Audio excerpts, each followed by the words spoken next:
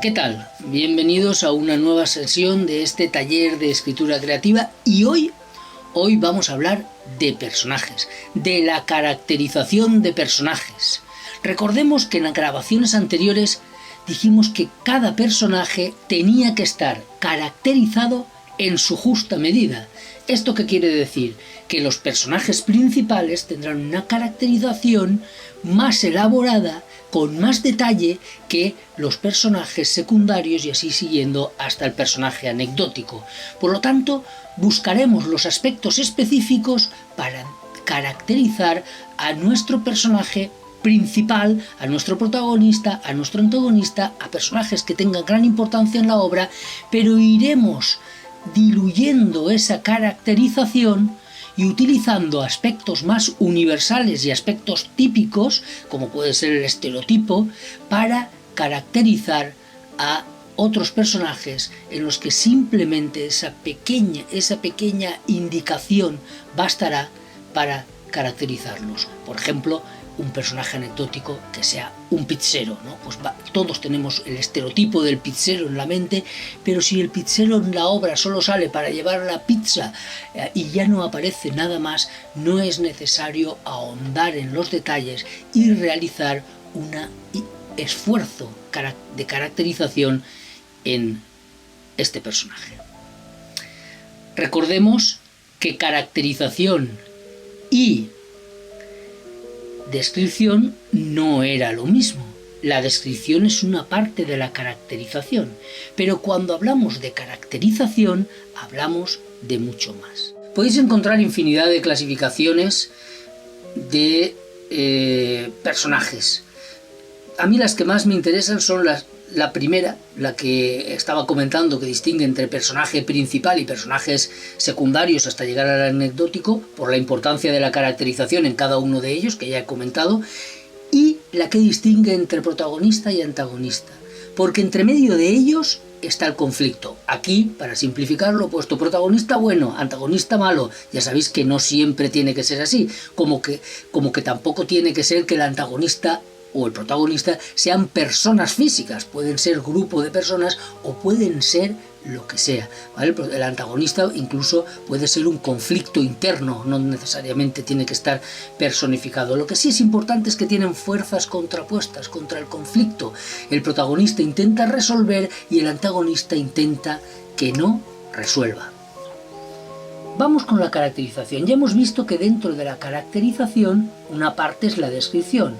Para caracterizar un personaje, yo creo que lo más recomendable es emular la vida real. Cuando conocemos a alguien, lo conocemos, primero lo vemos físicamente y nos hacemos una idea de cómo es.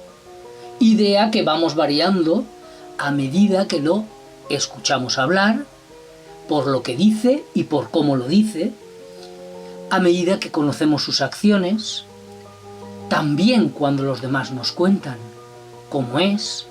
Y por lo tanto vamos ahí viendo una serie de elementos que modifican nuestra percepción inicial, la percepción física y visual de cuando lo hemos conocido.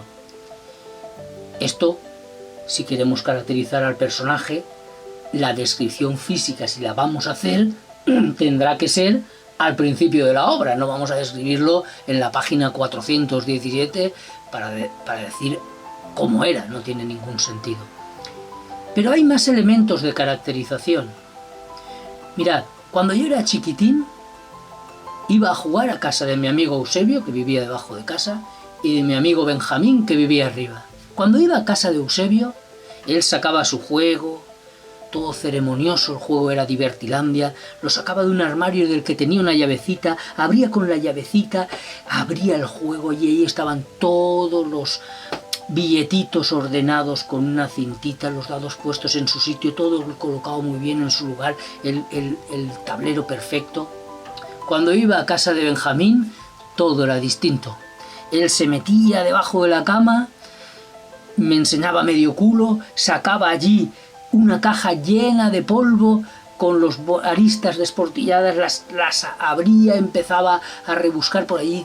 Los dados, faltaban la mitad de dados, los billetes estaban cada uno por por un sitio con manchas oleaginosas, había hasta lonchas de salchichón y el olor que desprendía aquello era terrible. No os he dicho cómo eran ni Benjamín ni Eusebio, pero vosotros ya sabéis cómo eran por la descripción de sus elementos, de los elementos que los acompañaban. Por lo tanto, fijaos en el gráfico y pensad ahora en cómo podemos caracterizar o qué caracteriza a nuestros personajes y quién cuenta cada cosa, si el propio personaje o el narrador. Ahí tenemos por la apariencia, por los elementos externos, por lo que dice, por lo que piensa, por lo que dicen los demás y por sus acciones. Pensad quién cuenta cada cosa, el narrador o el propio personaje. Vamos a ver ahora algunos ejemplos. Fijaos, los elogios de Edward resultaban insuficientes para describir a la joven. En la candorosa tez de justas proporciones los ojos brillaban como si poseyeran luz propia. Esto es una descripción muy tradicional y también que hemos oído muchas veces, pero mirad lo que pasa ahora. Pero no fue ese destello lo que más le impresionó, ni la perfecta nariz, ni el gracioso rebol de las mejillas, ni la sonrisa que dejaba al descubierto el albor de una dentadura perfecta. Hasta aquí el autor nos ha estado llevando como lectores hasta donde realmente les interesa. Ha ido trazando un caminito para contar lo que quiere que recordemos, que es lo que viene ahora a partir del sino, el pozo de tristeza en el fondo de la mirada. Es una manera de llevar al lector a donde realmente interesa en la descripción. Veamos el siguiente ejemplo, con un detalle. Un hombre de los que roía la patilla de las gafas. Nos lo podemos imaginar perfectamente con sus acciones, ¿no? Lo cuenta el narrador, pero nos imaginamos inmediatamente cómo es ese hombre. Igual que en la siguiente frase, una muchacha despeinada, la muchacha más despeinada que había visto jamás. O la siguiente, por las acciones, empezaron a comer como peces, ¿vale? O, si os fijáis, vemos perfectamente cómo es el capitán, preocupado por las puntas de su bigote, se pasaba todo el rato un pañuelo por el labio superior. El capitán del pesquero, preocupado por las puntas de su bigote, con la tripulación moribunda. Por lo tanto, ahí tenemos ejemplos de descripciones, ¿vale? Que ilustran un poco lo que estaba yo comentando. Bien, sigo con la importancia de la prosopografía. No quiero que aprendáis esa palabreja, la descripción física. Ya hemos visto que era importante que fuera al detalle, que además tendrá que ser en las primeras apariciones, como simulando la vida real, ¿no? Cuando lo ves y entonces te haces una idea. Y no tenéis la obligación de describir, pensar eso, no tenéis la obligación de describir al personaje. Describidlo solo si es importante para lo que vais a contar, pero a lo mejor no tiene ninguna importancia, ¿vale? Y pensad también que la descripción genera una atmósfera, crea una atmósfera. La descripción física puede crear esa atmósfera. Mirad el ejemplo que os pongo aquí. Al entrar en la iglesia encontré al párroco, un hombre de rostro rodizo y afable. Fijaos, esta atmósfera creada como es totalmente distinta a la otra.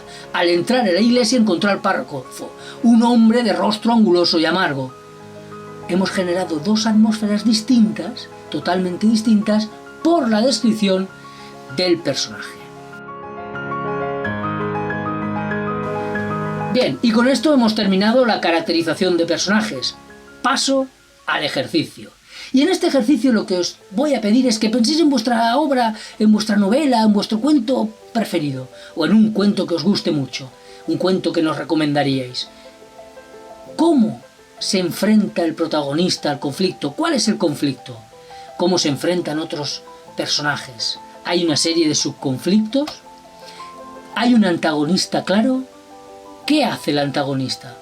Esto es lo que quiero que respondáis en el ejercicio de esta grabación.